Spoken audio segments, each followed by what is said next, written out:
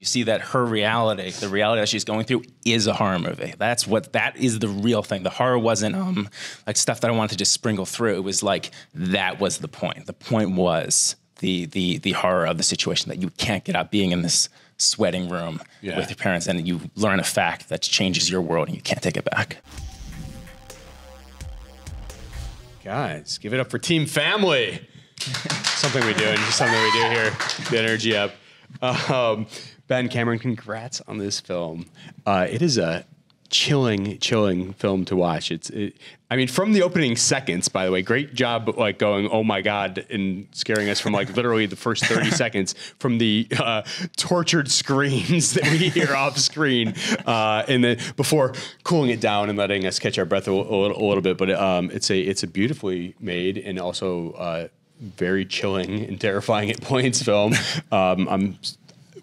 I don't want to give up. I don't want to give way too much. There's some very creepy shapes. There's a standing dog. There's a lot of creepy shapes. Geometry. It's the geometry horror movie we've all been waiting for. Absolutely.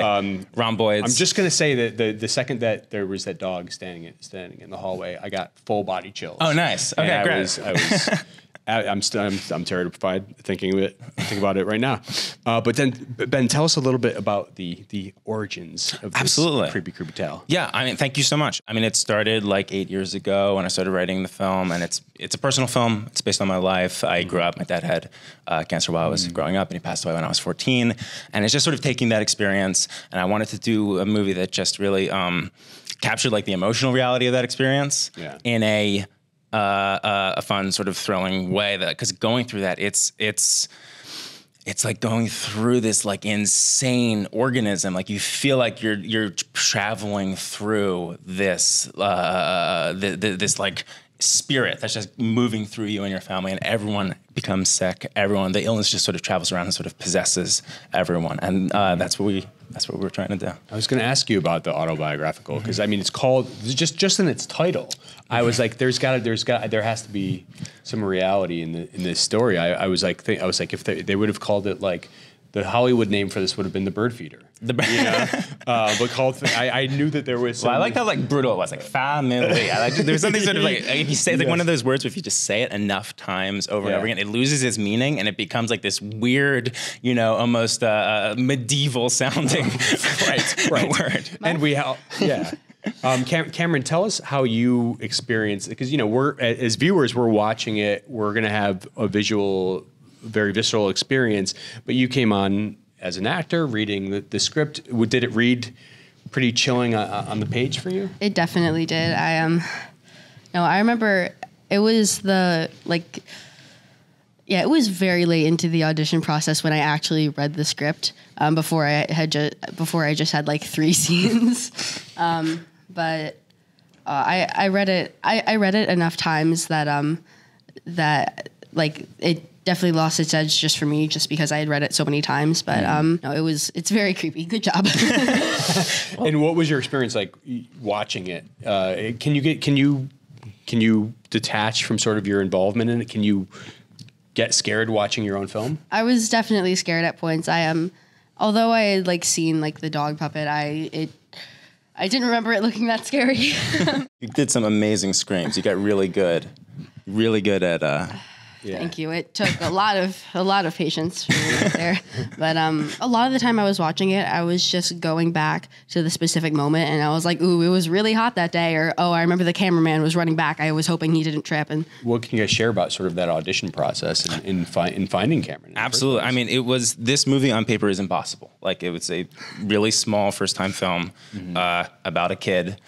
Starring a child, and then with animals and special effects and horror and all these things. And the thing that terrified me going into was, how do you find someone who can do a role that is sort of carrying the movie and really this monumental amount of emotion going through them?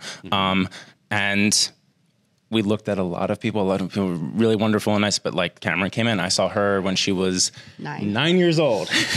And instantly it was like, oh my God, there's Joanna. And she just came in, really fully formed. And I just sort of stepped back, and I think my only direction to her was really just breathe. Don't forget to breathe. Don't forget to breathe. Everyone needs to hear that sometimes. But it was just an absolute relief and pleasure to find someone who was able to do this, because we were really worried about that for a long time. Yeah. Thank you. Well, you talked about this a little bit, but I want to dive in a little deeper to sort of the tonal balance that you had to strike here, because this film does really function beautifully simultaneously as both a drama and a horror. I mean, it really, really pulls you into Joanna's world and really makes you care. And it's not surprising hearing what a personal story it was for you, because you can feel it on the screen.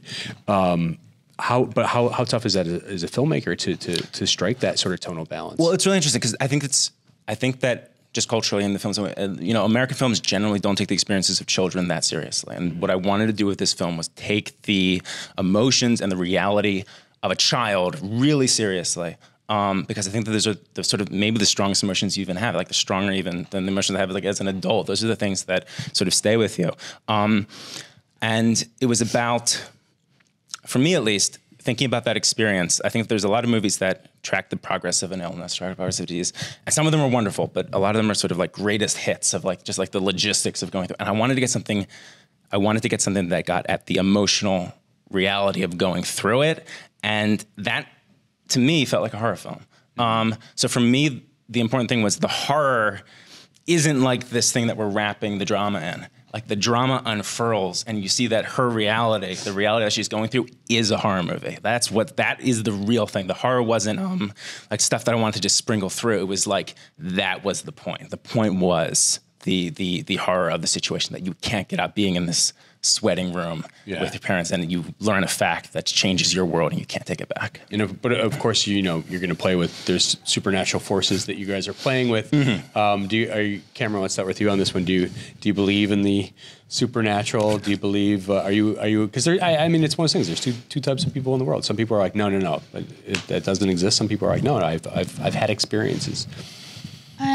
I've never really believed that much in the supernatural. There are always things that like remind me of elements of that, and I don't know if zombies count as supernatural, but I've always had pretty annoying kinemorphophobia. But I've never SAT word. That was a good one. I'm gonna look that up later. Yeah. No, I like memorizing numbers. But I mean, there are logistical ways I think that a zombie apocalypse can happen. But now I'm getting off topic, so I should probably shut up. Oh, go on. Let's get your axe. Your axe is over there. Are you survivalist? Are you zombie apocalypse survivalist? What's in your kit? Probably just ramen. I don't know. Easy. No, I learned recently that ramen can, in fact, go bad. Very disturbing. Ben, have you ever had any supernatural experiences? Thank God, no. I'm terrified of that. Yeah. I don't believe in it, but I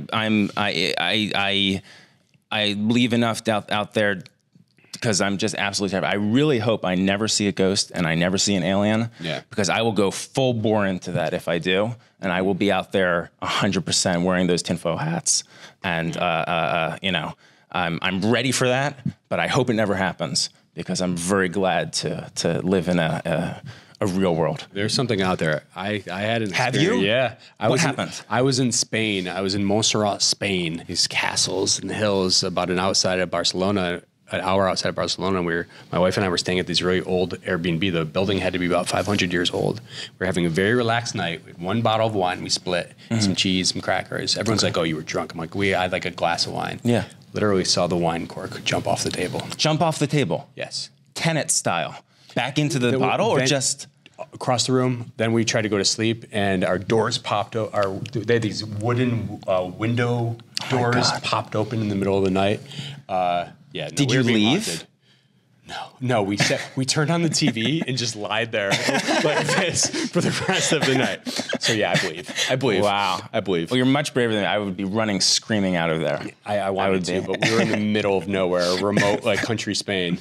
On that note, guys, thank you so much for coming in. Great to talk to you. Big congrats again. Thank you so much for having us. Family. Yeah, thanks for having us. Take care.